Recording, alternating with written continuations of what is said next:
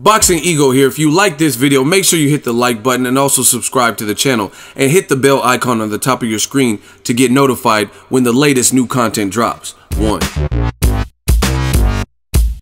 Errol the Truth Spence Jr. says he don't need no promoter. Stay tuned. What up, Fight World? It's your boy Ego, and I'm back with some more boxing. Make sure you smash the like button. Also subscribe to the channel for the latest and greatest in boxing if you want to become part of the gang. Notification gang, please hit the bell icon. Shout out to the super chat, channel donations, the Venmo donations, and the Patreon family. We working. Now, I went to Errol Spence's last fight, covered as media, had a great time. Salute to Dallas, Texas, DeSoto, Frisco for holding the boy down. And right after, immediately after, Errol Spence went to the East Coast, New York area. He was on the Breakfast Club. He had like a luncheon and he talked to some reporters, and he said that he doesn't plan or anticipate signing on with the promoter. Here's what he said exactly. I feel like basically Showtime is my promoter right now. They're promoting me, so I feel like I don't have to sign with the promoter. Why do it? I mean, I'm fighting on TV, I'm getting the main slots, and basically doing what I want to do. Basically without having somebody telling me who I'm fighting or where I'm fighting at, things like that. Basically, my manager comes to me and says, do you want to fight here or do you want to fight this opponent? And I have a say-so on it. Everything's been going good. I've been getting publicized. I've been fighting on TV. My name's been out there. Why change something? Everything is going good. Everything's running smoothly, and I don't believe that I need to change anything or need to add anybody to my team right now. What could I possibly need a promoter for me to do that I'm not already getting done with the team that I have now? I haven't got anything from Eddie Hearn. Golden Boy was pursuing me. Top Rank was pursuing me. But they get that from my interviews. I tell them I don't need a promoter. I'm not looking for a promoter. You know, we're just setting a trend where you could do stuff without a promoter. And just the fact that everybody feels like you need a promoter to be the top guy, you really don't. End quote. Listen, I want to add my 2 cents.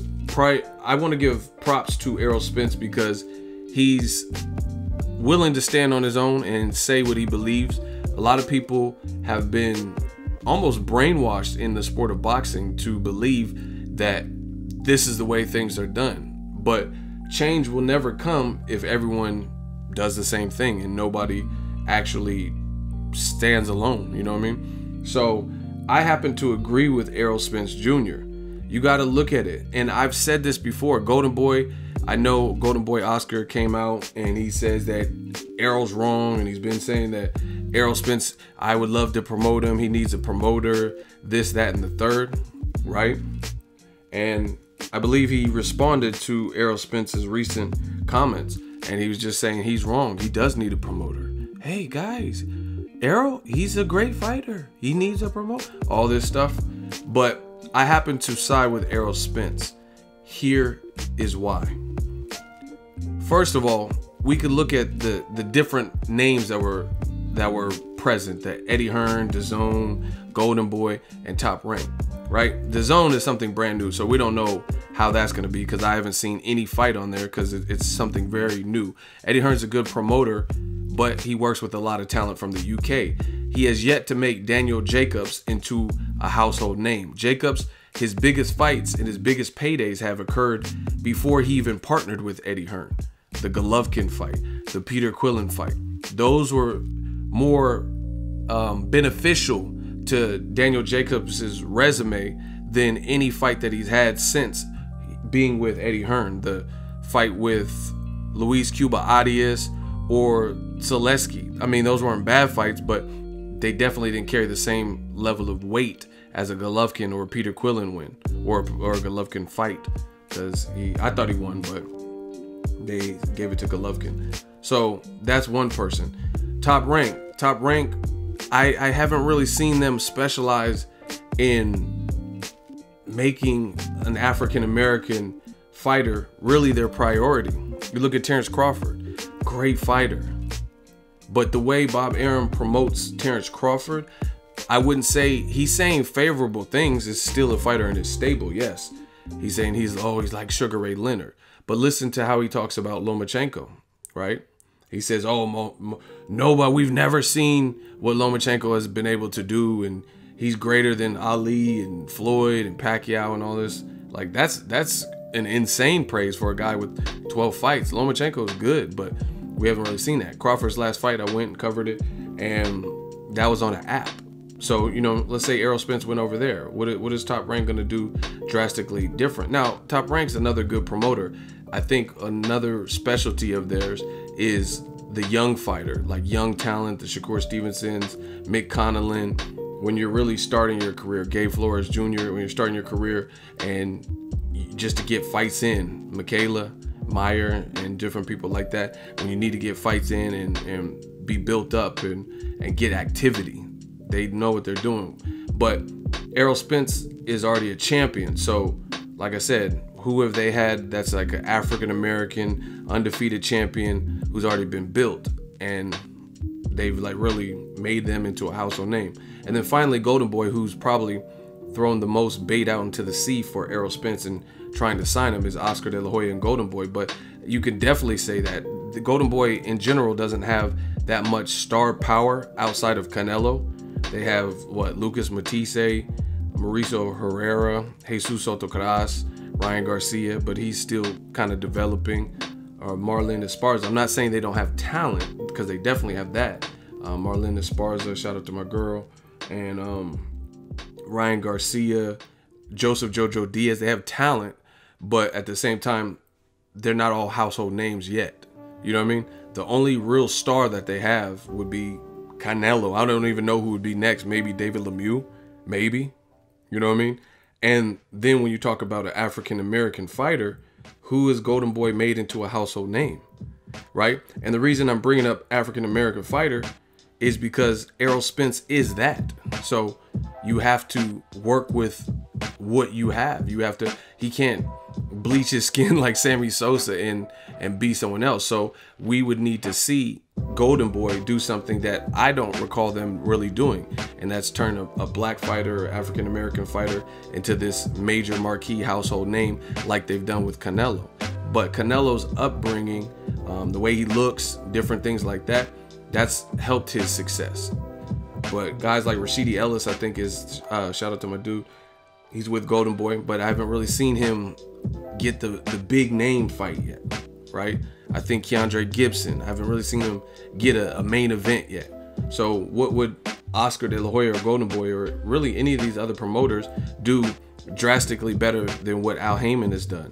You know what I mean? Just being an advisor and then putting him and pairing him with DeBella if he's fighting in New York, or pairing him with TGB Promotions if he's fighting at home, or whoever. You know what I mean? So I agree with Spence. He's fighting more frequently, because he fought in January, just fought again in June. Hometown fight. We got to see his star power. We got to see the lit crowd that came out and stuff like that. So what does he need to add for it? You know what I mean? It's just like cooking. And I'm sure all my fam and partners and fans from Texas can relate. If it's good barbecue, you don't have to ultimately do too much to it.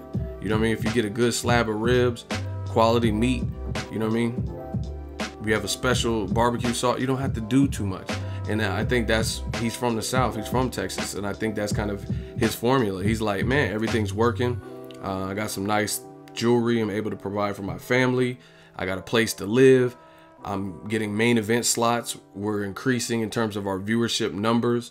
So what is me going over to Golden Boy? What is that going to do? And then you have to also look at it. Let's say he did go to Golden Boy. Who's he going to fight? Rashidi Ellis, then who? You know what I'm saying? What other welterweights are within that stable? All the hottest names, or majority, not all, but majority of the hottest names at welterweight are in the Al Heyman stable. Danny Garcia, Keith Thurman whenever he gets back, right? The Jesse Vargas, that's a person he said he would fight after. These are all Al Heyman people. Josecito Lopez, right? Victor Ortiz, Devin Alexander, Amir Khan, even though he's with Matchroom, he's still advised by Al Heyman, if I'm not mistaken, right? Adrian Broner. So what would be the point to go with one of these promoters when they don't even have the stable either? You got to look at all of it. And it's just so funny because Al Heyman, people say this, that, and the third about Al Heyman. Oh, he had time slots and he's not on networks. He's back on Showtime. But they're steadily trying to get Al Heyman's recipe, and they're steadily trying to lure his fighters to their side. So obviously, if you want something that he has, and on top of that, a lot of these fighters are publicly turning it down. Adrian Broner is like, man, I love Steven Espinoza. Man, you know, AB, I'm loyal to Showtime and Al Heyman, right? That's what Broner said. Now you have Errol Spence who's saying, I'm not trying to sign with Hearn, Arum, or De La Hoya, right? So they're showing their loyalty. Deontay Wilder was at his brother's fight in Alabama, his pro debut, and he said, what do I got to sign with Eddie Hearn for? He's like, I'm not trying to sign with no Eddie Hearns. So it's weird. Obviously, Al Heyman is doing something that other guys don't understand quite, because these guys aren't leaving. They're not jumping ship. Eddie Hearn's supposed to have this $1 billion deal, and I haven't heard of one major marquee name from the Al Heyman side that is going over there as of right now. Someone who's a star, someone who's preferably undefeated, has a lot of momentum, and or is a champion. Like I said, a Broner, he's not undefeated, but he's still a star. Deontay Wilder, star power, undefeated, champion. I haven't seen or heard of any guys. So obviously something in this Al Heyman system is working and resonating with the fighters. And it could be something as simple as Al Heyman might just be a real ass dude, and they feel comfortable with his guidance, his tutelage, his knowledge, and maybe he's someone that they could talk to, like, man, hey Al, I'm trying to man down somebody, I'm trying to get these fights, and Al Heyman makes something happen. I want a hometown fight, and then Al makes something happen. So it's a confidence thing too. You have to have the buy-in of the fighters, and it sounds like Al Heyman has that, because there's a lot of guys who are publicly saying that they ain't trying to jump ship. So as far as Spence, what he's talking about, I don't think he needs a promoter. What does he need a promoter for? What would Golden Boy do? Put him on a Canelo card? But then who are they going to put him against? Because to me, this day and age in boxing, right? I could talk about this for a while, but I'll keep it short to wrap this up. There's no country for old men. You got a lot of people who are older in the game and seasoned in the game, and as a result, they want to continually push and co-sign the older ideals of that genre, of that niche. Like even boxing coverage. There's a new way to cover boxing. You got people who started on YouTube, like me. I didn't go to Freddie Roach's boxing academy, or I didn't go to college and, I'm going to be a sports bro. You know what I mean? I came up my own way. Yet I'm at the hottest fights. I'm at the biggest fights. You know what I mean? So there's different avenues to get the same result. So who cares if I didn't go to school for journalism, but when I go to the fight, I have the hottest footage. I know the fighters. I have interviews. I have this and that, interview skills. I'm going to the same fights that other guys who may have been in the game since Bernard Hopkins, Felix Trinidad, right? They could have been covering fights way back then, Mayweather versus Corrales, but who cares? None of that matters, because we'll talk about the current, and the current is I'm a factor in this boxing game. But like I said, a lot of people, they want to go with what they think is the known and proven way. It's a new breed, it's a new generation, it's a new time. And what Errol is saying to me resonates, because it's true. I don't think he needs a promoter, because what would De La Hoya do? Who is he gonna put him on the card? Because I think what's more important, especially in the age of streaming, is getting him the right fights. If you give Errol Spence the right fights and the right platforms to showcase, so people are aware of his talent, you know what I mean, being on the Breakfast Club, little spots like that, which he just did the Breakfast Club, then he'll be all right. But I think the main ingredient is, preferably if they have some kind of flavor or charisma, if they're a good fighter, and then also the type of fights. So if Golden Boy or Top Rank, like let's say Top Rank, the best fight that they could make would obviously be Errol Spence versus Terrence Crawford. And if they acquired Errol Spence right now, I highly doubt that would be the first fight that they make with Errol Spence. You know what I'm saying? So it'd be like Errol Spence versus Jose Benavidez, or this guy or that guy, or like the Mean Machine Egas, or whatever his name is. the dude from Lithuania or whatnot. You know what I mean? But those wouldn't be, to me, fights that are gonna make Errol Spence into a major star, except for the Crawford fight. So I think the fights are more important than actually the promoter. The promoters are still needed. It's still a job. You know what I mean? Organizing events, making sure things go smoothly, making sure your team has a hotel and proper accommodations and different things like that. The schedule for the media day, they have to know the itinerary, all that type of stuff. So I'm sure there's different things, but obviously Errol Spence is getting that same information and he feels it's working. So you can't really tell the fighter they need a promoter, and the fighter himself doesn't feel he needs a promoter. Plus, you got to pay the promoter. I could do this all day. Like Manny Pacquiao. Manny Pacquiao could have been on some Floyd Mayweather shit. Now it's probably too late. What I mean by that is Floyd Mayweather is his own boss. Yes, he has a team. Yes, he has people he pays out, and the Al Haymans and Leonard Ellerbys that help make his events possible. He does have a team, but it's not the same like Pacquiao. Pacquiao has to pay a promoter, right? He has to pay Top Rank. He had to go through Top Rank. Top Rank might have had an idea for him to fight Chris Algieri, and Pacquiao might not have wanted that. They had an idea for him to fight Jeff Horn. Pacquiao, what if he wanted to fight Terrence Crawford? He still has to go through a promoter. Errol Spence doesn't have a promoter. He has an advisor. His advisor is going to tell you what he thinks is the next logical step, but it sounds like he's content with this situation and he has a little bit of say in it. So he doesn't feel he need one. Let me know what you guys think. I just don't see what all these guys, especially with the different promoters, lacking a welterweight deep stable.